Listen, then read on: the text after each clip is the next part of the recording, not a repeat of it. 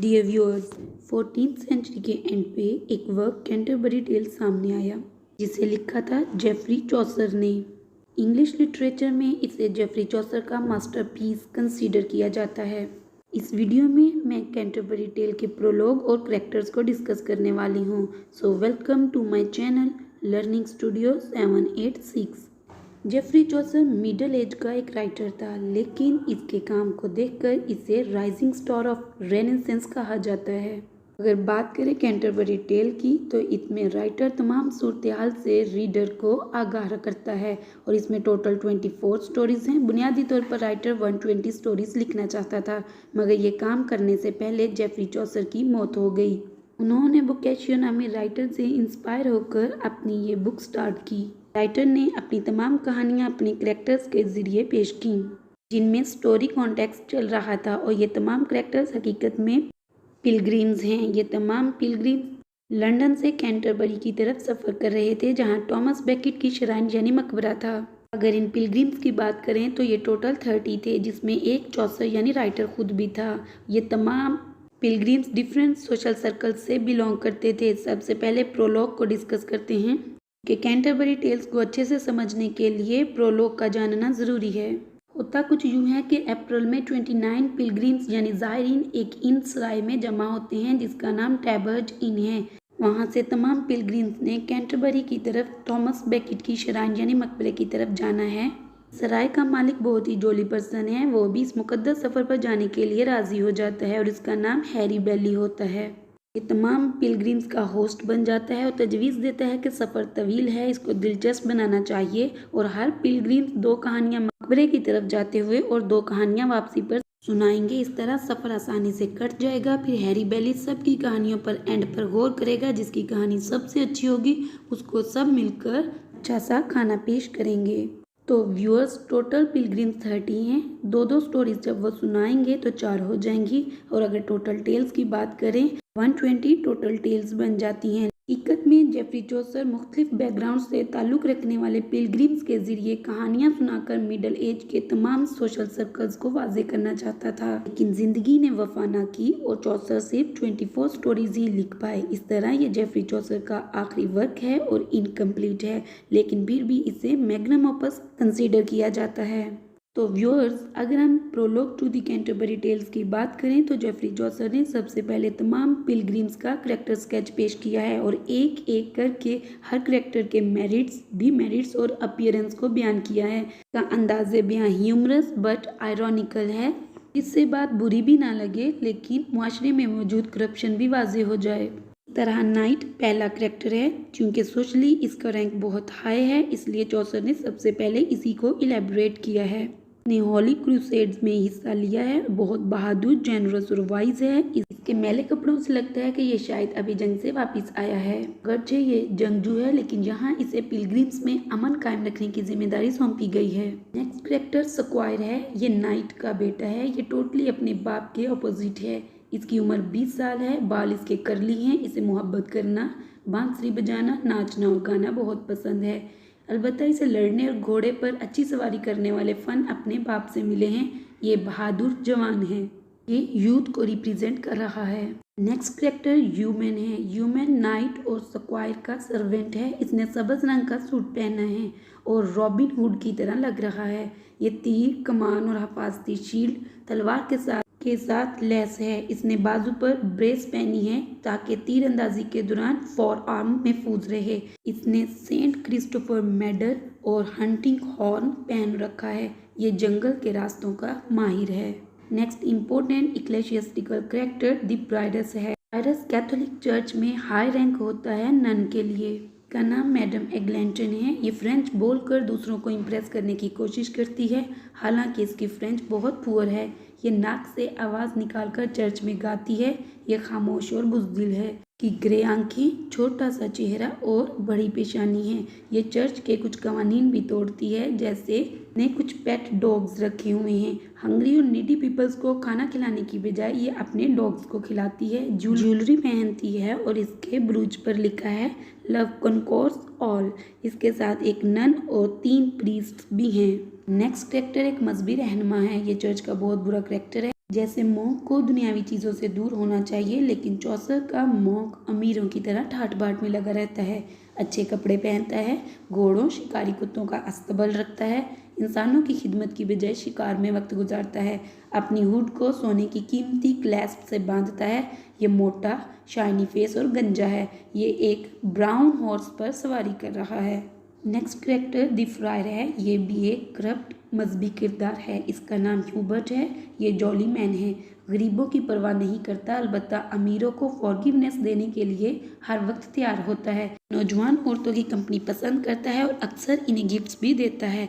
अक्सर troubled girls की शादियां अरेंज करवाता है। गालबन उनकी ट्रबल्स की वजह भी ये खुद ही होता है। अपना उठना बैठना अमीरों के साथ रखता है ताकि वो इसे पैसा दें। म्यूजिकल इंस्ट्रूमेंट्स हार्प और हर्डी गर्डी बजाता है। नेक्स्ट करेक्टर बिजनेस क्लास को रिप्रेजेंट करता है। इसकी फोक बियर्ड है। इसके जूते और कपड़े बहुत महंगे होते हैं। हर वक्त लंबी लंबी हाँकता है। इसका काम अपने कारोबार की खूबियाँ और कामयाबियाँ बताना है। ये पैसा बनाना जानता है, मगर ये काफ़ी मकरूज है और लोगों को अपनी कामयाबियाँ और दौलत बताकर बेवकूफ़ बनाता है। नेक्स्ट करेक्टर ऑक्सफोर्ड का स्टूडेंट है। ये और इसका घोड़ा बहुत दुबले पतले हैं। ये बहुत गरीब है। कुछ क्वाइंस भी इसे मिलें तो किताबें खरीदता है। ये खामोश बाअदब तबीयत का मालिक है। ये ज़्यादा वक्त पढ़ने में गुजारता है। ये एक ही फिलॉसफी पर अमल करता है, वो है खुशी से सीखना और खुशी से सिखाना। नेक्स्ट करेक्टर लॉयर है, यानी द सर्जेंट ऑफ लॉ। इसे बादशाह ने अपॉइंट किया है। एक जज के तौर पर काम करता है। ज़मीन के मामलात बहुत अच्छे से जानता है। हर वक्त कानून की बात करता है और हर वक्त काम में मगन नज़र आता है, लेकिन ये काम में मगन होने के लिए प्रिटेंड करता है। हकीकत में वो इतना मसरूफ़ नहीं होता जितना वो बताता है। नेक्स्ट इम्पोर्टेंट करेक्टर है फ्रैंकलिन।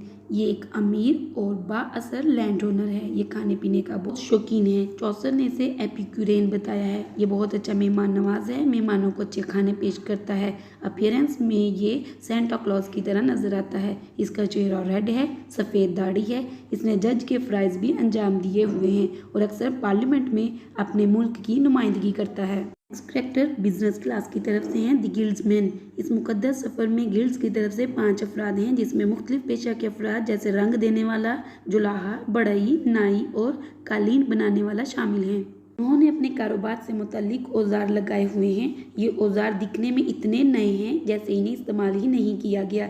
ये अफराद अमीर हैं और इनकी बीवियाँ वॉनाबीज़ हैं जो चर्च सिर्फ इसलिए जाती हैं कि उनके फाइन क्लॉथ सब देख सकें। नेक्स्ट करेक्टर कुक है। ये बहुत अच्छा खानसामा है। इसका मशहूर पकवान ब्लासमिंज है। ये डिश वाइट सॉस से तैयार होती है। की नी यानी घुटनों पर अल्सर है, जिससे सफ़ेद पानी रसता रहता है। नेक्स्ट करेक्टर द शिपमैन है।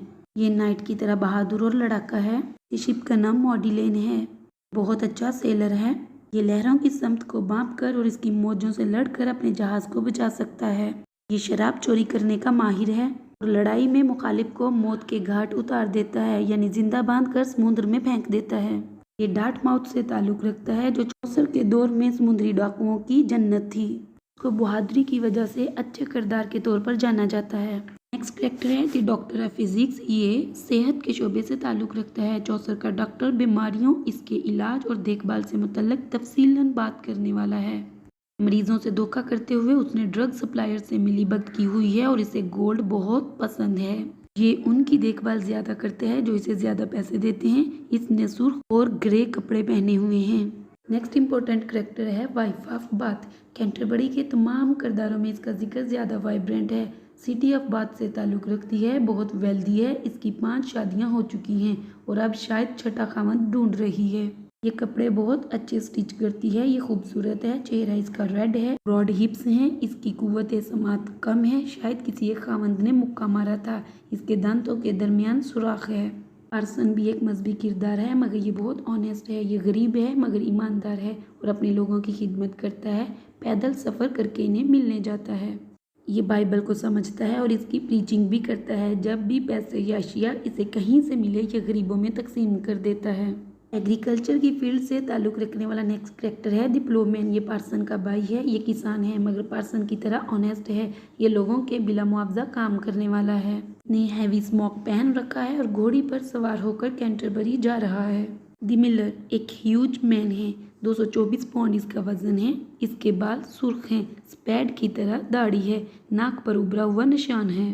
वह मुंह खोलकर ऊंची आवाज में बोलता है, ये चीटर है। जब लोग अनाज खरीदने आते हैं तो तराजू पर अंगूठा रखकर वजन बढ़ा देता है। बेईमान किस्म का मोटा थैलानुमा इंसान है। इसने सफेद कोट जिसकी हुड नीली है पहन रखा है। ये बैग पाइप बजाता है। नेक्स्ट कैरेक्टर कानून से ताल्लुक़ रखता है। इसका काम कोर्ट में ड्रिंक और फूड सप्लाई करना है। ये अपना काम बहुत अच्छे से सर अंजाम देता है। ये अनपढ़ है लेकिन बहुत ज़हीन है। इतना धुंधो तेज़ है कि अपने ही मालिक को पढ़ा देता है। ये बहुत अच्छा मनी मैनेजर है, यानी अपने ही मालिक को लूट लेता है। नेक्स्ट कैरेक्टर द रीव यानी एक मुंशी है। लगता है मुंशी लफ्ज़ ही रीव से अख्ज़ हुआ है। ये बहुत बूढ़ा और पतला है, ना काम करना जानता है। ये अपने मालिक के लाइफ स्टॉक और ग्रेन के पास रहता है। अपने मालिक से चुराई हुई दौलत के अंबार से ऐशो इशरत करने वाला मुंशी है। इसने अच्छा सा घर जिसमें ग्रॉसरी लॉन है बना रखा है। ये एक बढ़ई है। ये काफिले का आखिरी शख्स है जो स्कॉट नामी ग्रे स्टैलियन पर सवारी कर रहा है। कैरेक्टर द समनर है। तमाम किरदारों में सबसे ज्यादा नफरत अंगेज किरदार है। का चेहरा बॉयल से भरा हुआ है, कि अजीबोगरीब दाढ़ी है, इंतहाई घने आईब्रोज हैं। का खौफनाक चेहरा बच्चों को डराने वाला है। ये कि इससे बैड स्मेल आती है क्योंकि ये प्याज, अदरक और लहसुन खाता है और शराब का बहुत शौकीन है। ड्रिंकिंग के बाद अजीबोगरीब हरकतें करता है। इसका काम लोगों को अदालत में बुलाने का है। पार्डनर नेक्स्ट कैरेक्टर है। ये इंतहाई धोखेबाज, शरपसंद, चालबाज, चरब जुबान, लेकिन फिर भी इसको एक नेक कलीसाई समझा जाता है। पार्डनर का दोस्त समनर है। ये दोनों मिलकर सफ़र कर रहे हैं। इन दोनों ने लोगों से रकम बटोरने के लिए शरअंगेज भाईचारा बना रखा है। इसकी आंखें चमकती हुई और आवाज़ बकरी जैसी बारीक है। की दाढ़ी नहीं है, चेहरे पर कोई भी बाल नहीं है और ना ही कोई आने की उम्मीद है। की ज़िंदगी का एक ही मकसद है, वो है ज़्यादा से ज़्यादा दौलत कमाना। ख्वाह ये दौलत जाली बख्शिशनामे बेचकर हासिल हो या लोगों के मजहबी अकायद का नाजायज़ फ़ायदा उठाकर या फिर लोगों में नजराने देने का जज्बा उभार कर। अपना मकसद हासिल करने के लिए वो खुशी खुशी और बुलंद आवाज़ में गीत गाता है। लास्ट कैरेक्टर है दी होस्ट। ये सराय का मालिक है। इसका नाम हैरी बेले है। ये वही सराय जहाँ पर तमाम पिलग्रिम श्राइन पर जाते हुए रास्ते में क़याम करते हैं। यही वो किरदार है जो कहानी सुनाने की तजवीज़ करता है और ये बहुत जॉली पर्सन है। तो व्यूअर्स, आपने इस वीडियो में द कैंटरबरी टेल के प्रोलॉग और कैरेक्टर्स को सुना। मैं उम्मीद करती हूँ आपको अच्छे से समझ आ गई होगी।